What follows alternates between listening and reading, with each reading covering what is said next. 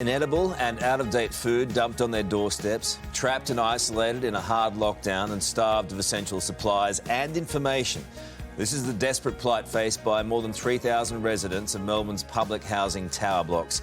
To discuss, we're joined by Shadow Minister for Government Services, Bill Shorten, and Triple M's Gus Wallen. Guys, good morning.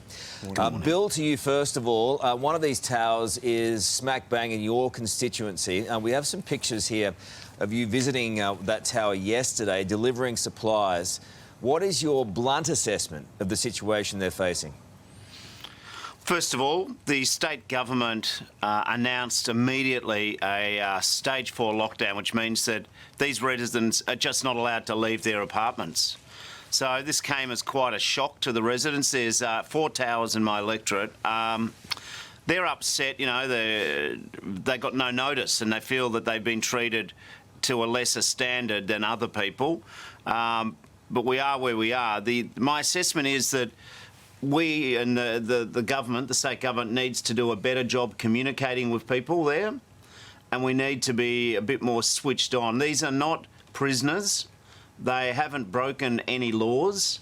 So I think that we need to make sure that if they've got a phone line to ring, it gets answered in a timely fashion, and that if they need to know who can actually assist them with their needs. There's 60 people there with NDIS packages. That means kids with autism, there's elderly people, there's people there whose language is not so good. So we've got to switch on even more than has been in the last 72 hours. There is also a tremendous danger, as we know, that this virus may spread like wildfire inside those towers. How do those people in those towers, Bill, have any faith in the authorities to get it right?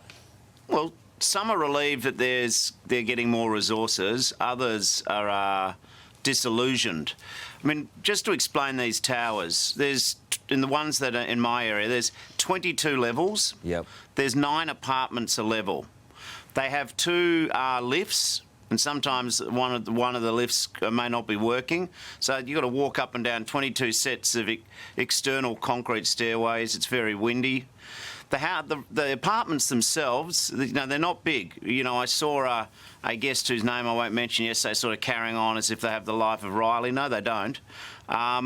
You've got 2 or 3 bedroom apartments.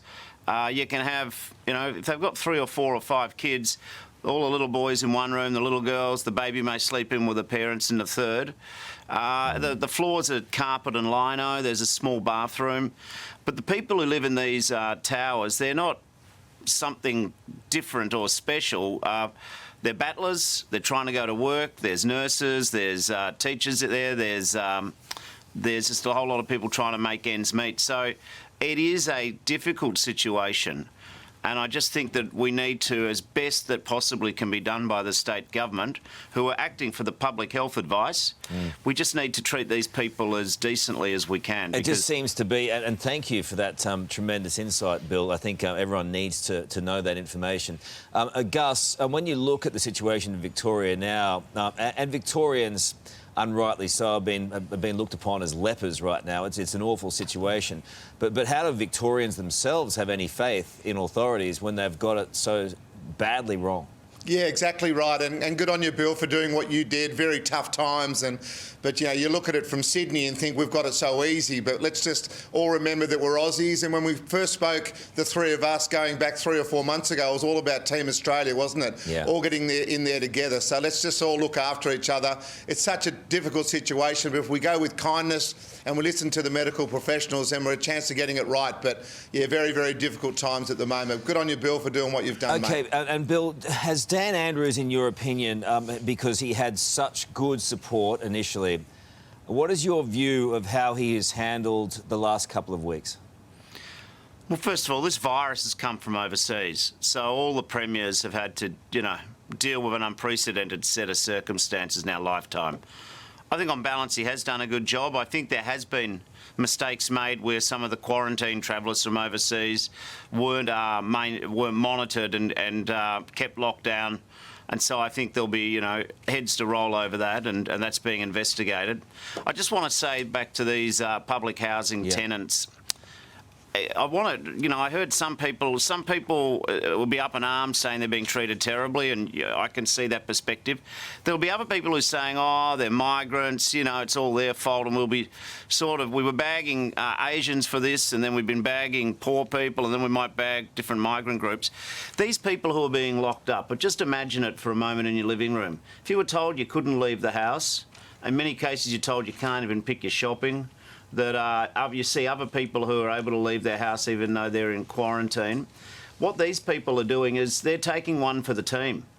They're doing it to keep themselves safe, but because they're sacrificing some of what we all take for granted, their actions are keeping their fellow tenants safe, and they're keeping the rest of us safe. So in this time, and it doesn't just go for the public housing tenants, anyone who's lost a job, any small business who's lost business, anyone who's locked down, these are not different people or losers. They're in fact sacrificing things so that the rest of us can be safe. And it goes back to what Gus said, we're in this together. Yeah. And I just think we need to switch on and just be as clever and as caring as we can be. That border, and here on that, that border too, Gus, meantime closing, what it presents is another very tough couple of weeks and months for the economy, those small businesses. I mean, it is very dramatic.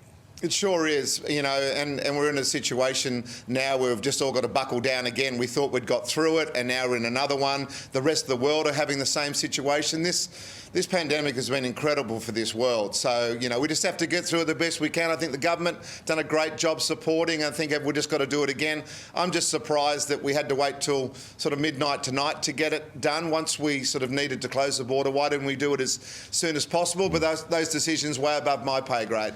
And the alternate side of it is come Friday, Bill, Victorians are going to be throwing things at the telly when we feature Queensland opening its borders. Yeah, well, Anastasia Palaszczuk got bagged by some of her conservative critics, but she seems to be, have made all the right calls so far. As for holidays, my own suburb's locked down anyway for the last week, and so can we stop bagging all Victorians, please? Maybe that won't happen. A little Christmas wish. Well, we wish you all the very best. It's a tough spot where we are. And as Gus said, Bill, keep looking after those people. Someone's got to be the eyes and ears for the rest of the country, because the flow of information out of there isn't flash. Appreciate your time. Thank you, Gus. Thank you, Bill. Thanks, Bill. Good morning, gentlemen. See you, and just ahead